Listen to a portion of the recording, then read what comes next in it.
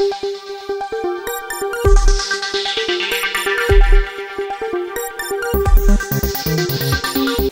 वालेकुम नाज़रीन, मैं अजहर खान सलामी टीवी इंडिया के टॉप 50 न्यूज में आप सभी का खैर मकदम करता हूं। 1 मई 2024 चांद के हिसाब से आज 21 शव्वाल 1445 हिजरी है। तो चलिए बढ़ते हैं आज की 15 अहम खबरों की जानिब। मगरिबी अफगानिस्तान से चौंका देने वाली खबर सामने आई है। यहाँ एक बंदूक बरदार ने मस्जिद में घुसकर नमाजियों पर फायरिंग कर दी, जिसके नतीजे में 6 अफराद जान बहक हो गए।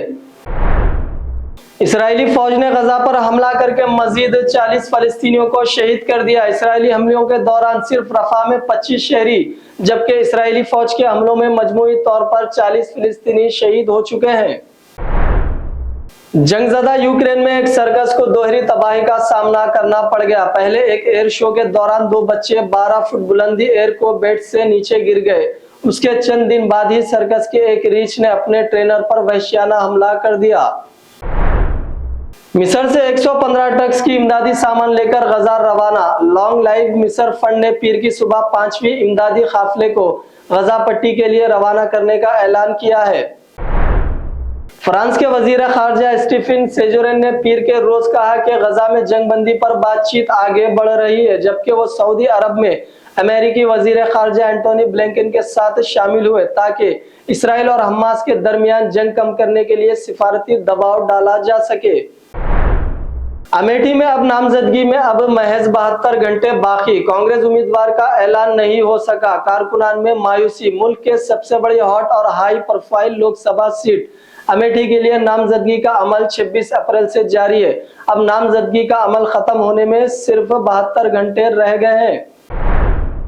मणिपुर के बिष्णुपुर जिले में खवातीन की क़यादत में होने वाले एहतजाज के दौरान एक बड़े ग्रुप में हिंदुस्तानी फौज के काफिले को रोका और असला और गोला बारूद समेत हिरासत में लिए गए 11 शरपसंदों को जबरदस्ती रिहा करा लिया। पुलिस ने ये इत्तला दी है। कौमी राजधानी दिल्ली के 80 से ज्यादा स्कूलों में बम निस्ब किए जाने की धमकी आमेज ईमेल मौसूल होने के बाद हड़कंप मच गया। राजस्थान में लोकसभा इंतखाबात 2024 के लिए तमाम सीटों पर वोटिंग 26 अप्रैल को ही खत्म हो चुकी थी। काबिल जिक्र बात यह है कि यहाँ एक सीट ऐसी है जहाँ 2 मई को दोबारा वोटिंग होगी। यह अजमेर लोकसभा सीट है, जहाँ इलेक्शन कमीशन ने एक बार फिर वोटिंग कराने का फैसला किया है।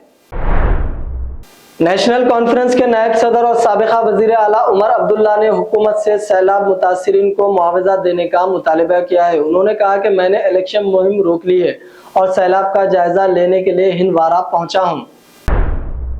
हज 2024 के मुंतखब आज़मीन को मक्का मुकर्रमा की निज़ाम रबात में क़याम की सहूलत के सिलसिले में आज खुरान अंदाजी की गई है। चीफ मिनिस्टर रेवंत रेड्डी ने कहा कि इलेक्शन के सेमीफाइनल में तेलंगाना में बीआरएस को बदतरीन शिकस्त दी गई और फाइनल में तेलंगाना की बहादुरी का मुजाहिरा करते हुए नरेंद्र मोदी को शिकस्त देना है। हल्का लोकसभा सिकंदराबाद के बीआरएस उम्मीदवार पद्माराव गौड़ ने कहा कि सिकंदराबाद में बीआरएस की लहर है। राय दही से कबल मरकजी वजीर व बीजेपी उम्मीदवार जी किशन रेड्डी को शिकस्त कबूल कर चुके हैं।